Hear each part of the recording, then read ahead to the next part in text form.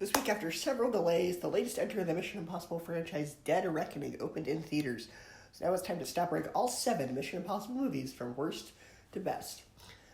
Easily coming in at last place at number 7 is Mission Impossible 2. There's a scene in this film where one of the characters is at a horse race and needs to figure out which horse to bet on in order to obtain the information necessary to continue on with their mission. I can think of no better metaphor for this film, as it seems the studio has indeed bet on the wrong horse by hiring director John Woo. This is a very frustrating film, as the plot is not that bad, but what good elements the plot does have are overshadowed by John Woo's over-the-top directing, as well as Tom Cruise's performance inflating his ego. The plot about a virus being unleashed is pretty typical spy movie stakes, and there isn't anything inherently wrong with it, but what's remembered more about the film are all the more infamous elements. The intelligence of the first film is nowhere to be found, as we instead get overly bloated action, martial arts sequences, explosions galore, and a clunky script with cheesy dialogue. Ethan Hunt is also written in this movie as extremely unlikable, and is pretty hard to root for. There's a good film in here somewhere, it is just destroyed by the director. Number 6, Mission Impossible. Taking a TV show from the 60s and adapting it for a modern audience while trying to keep the tone and spirit of the source material can be a tricky task. A task that director Brian De Palma pulls off masterfully. The cast is fantastic, and the plot is so engaging that even when the pacing is slower, you don't notice. My favorite scene in this film is when Ethan Hunt is hacking a computer. The scene goes on for about 10, maybe 15 minutes, and normally dragging out tension like this would draw attention to problems with the film's pacing, but somehow the director was able to make this scene so engaging that you don't notice. Compared to the later films in the franchise, there's not a lot of action in this one, though. It plays out more like a mystery thriller and is more character and dialogue driven, but it's all done terrifically. There's great twists, a satisfying payoff, and it laid the groundwork for the later films, with the exception of the second one, very well. Number 5, Mission Impossible 3. What John Woo destroyed, J.J. Abrams fixed. This is such a step up from the previous film in every way.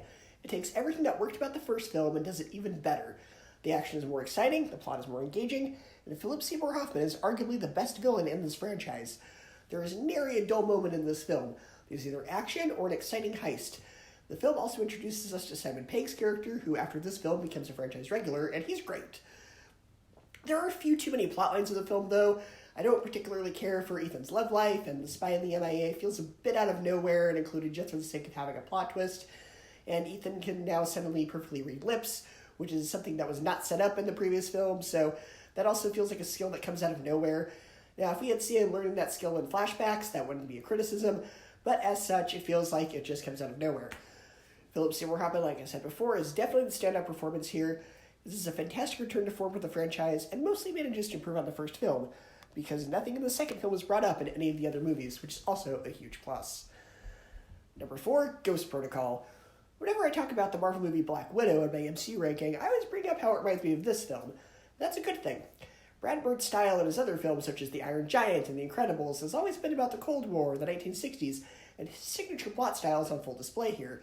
It feels kind of like what Matthew Vaughn did with X-Men First Class, which coincidentally came out the same year as this film. The ensemble cast, as always, is great. The tone has a great balance of humor and edge. There's moments where Brad Bird pokes fun at some of the tropes of spy movies, such as when their gadgets are messing up, but he never goes so far that it lets the film fall into parody. It still very much manages to stay true to what it is. The action in this movie is incredibly well directed. Every Mission Impossible movie has at least one iconic scene you remember. For me, in this film, it's the skyscraper scene. It's tense and exhilarating. The villain in this film does feel a bit one-dimensional, though, and he isn't that interesting, which is disappointing and surprising, considering that Brad Bird's the same guy who created Syndrome in The Incredibles. Number 3, Fallout. The performance that really steals the show in this movie is Henry Cavill's mustache. Here I am! Joking aside, though, Cavill is fantastic in this film, even if his character's twist is a bit telegraphed and predictable. He does close-quarters action really well. The action is even better, with the standout sequence in this film being Cruise having to hold his breath underwater for an extended period of time, which also makes the audience hold their breath in anticipation as Murphy's Law is fully applied to this sequence. Anything that can go wrong for Ethan does go wrong for Ethan. And Simon Pegg, as always, provides a lot of humor. The climax is a bit over the top, with Henry Cavill and Tom Cruise firing machine guns at each other while flying in helicopters, but it's not as silly as Mission Impossible 2, though.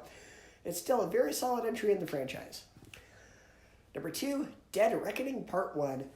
This is almost perfect and was so close to being number 1, but after giving it a bit more thought, I decided the threat in this film was a bit far-fetched, which is what's holding it back just a smidge.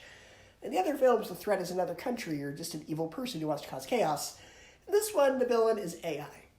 Sure, that commentary is relevant now, but look at this film in 10 or 15 years, that's probably going to date it, as opposed to the other films, which will always feel relevant, because tensions between rival countries is always going to exist. That idea has always existed in other spy stories, such as James Bond or Jack Ryan.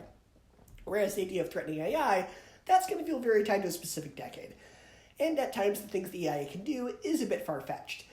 The other Mission Impossible films, with the exception of the over-the-top stunts, are somewhat grounded in realism. But the AI in this film feels a bit out of place for this franchise, and it can be hard to suspend your disbelief at points. That being said, this feels in the same vein as Captain America the Winter Soldier, and makes me really want to see what Christopher McQuarrie can do with an MCU film. I hope they get him to direct something. The MCU feels, for the most part, kind of like it's kind of the same thing over and over. There's a few exceptions to that, but I really want to see what Christopher McQuarrie can bring to the table for that. Haley Atwell and Tom Cruise have a great dynamic. This movie manages to add something new to a franchise that, on a plot level, can feel kind of repetitive. Number 1, Rogue Nation. This is definitely one of the darker entries in the franchise and feels like it has the highest stakes. The plotline at the end of Ghost Protocol is masterfully continued in this film. From its exhilarating opening scene of Tom Cruise hanging off the side of an airplane, to the tense opera house assassination attempt sequence, to its brilliant third act twist, this is a compelling, gripping spy thriller from beginning to end. Everything ties together perfectly at the end of the film, which is more than I can say for some of the previous entries on this list. The plot flows the best, the acting is top-notch, and overall it's just a darn good spy thriller action film. So it comes in at number 1. Just going to share your ranking of the Mission Impossible movies, and I will see you next time.